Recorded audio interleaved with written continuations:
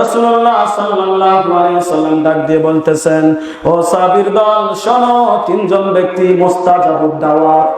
কয়জন ব্যক্তি? চিৎকার করুন, কয়জন ব্যক্তি?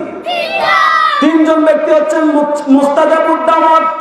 মুস্তাজাবুদ দাওয়াত মানে হচ্ছে তাদের দোয়া কোনদিন আল্লাহ পাক রব্বুল আলামিন ফেরত দেয় না। আল্লাহ পাক রব্বুল আলামিন ওই তিনজন ব্যক্তির দোয়াকে কবুল করে নেন। সুবহানাল্লাহ। এক নম্বরে মাজলুম ব্যক্তি। কোন ব্যক্তি? মাজলুম ব্যক্তির দোয়া আল্লাহ কোনদিন ফেরত দেয় না। দুই নম্বর হচ্ছে মুসাফির ব্যক্তি, যিনি প্রবাসে থাকেন, ওই মুসাফির ব্যক্তির দোয়া আল্লাহ কোনদিন ফেরত দেয় না। তিন নম্বর পয়েন্ট হচ্ছে রাসূলুল্লাহ সাল্লাল্লাহু আলাইহি ওয়াসাল্লাম বলতেছেন, তিন নম্বর পয়েন্ট হচ্ছে, ও দুনিয়ার মানুষ সকল শুনে রাখো, তোমার বাবা মার দোয়া আল্লাহ পাক রব্বুল আলামিন কোনদিন ফেরত দেয় না। সুবহানাল্লাহ। তাহলে বাবা মার কদর করার দরকার আছে না? না আছে না? না অবশ্যই আছে। বাবা মার সেবা যত্ন করতে হবে। আমরা কোন পীরের সেবা করব? কোন পীরের দরবারে যাব?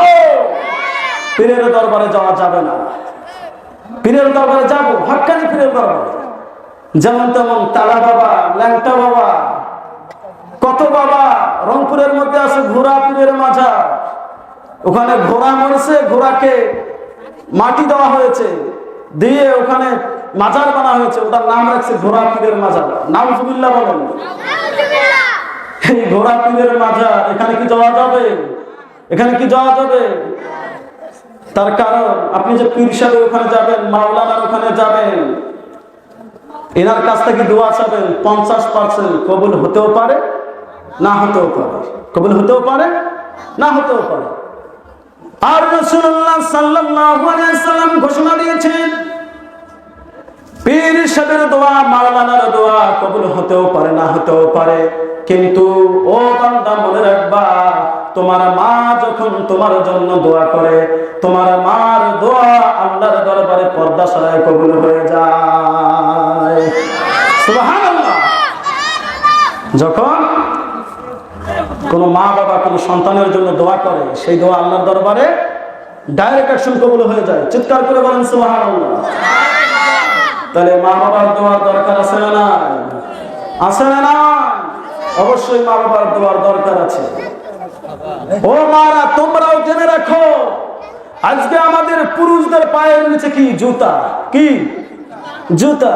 আর মায়েরা মনে রাখবে, আপনাদের পায়ের নিচে হচ্ছে আমাদের জান্নাত। চিৎকার করে বলেন সুবহানাল্লাহ। মায়েদের পায়ের নিচে কি? জান্নাত মায়েদের পায়ের নিচে। সেজন্য মায়েদের তাজিম করতে হবে। কি করতে হবে? তাজিম করতে হবে, সম্মান করতে হবে।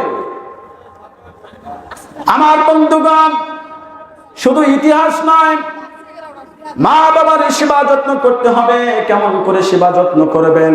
আল্লাহ পাক রব্বুল আলামিন আবার বলতেছেন, সূরা নিসার 36 নম্বর আয়াতের মধ্যে আল্লাহ পাক রব্বুল আলামিন বলতেছেন, ওয়া'বুদুল্লাহা ওয়া লা তুশরিকু বিহি শাইআন ওয়া বিল ওয়ালিদাইনি ইহসানা।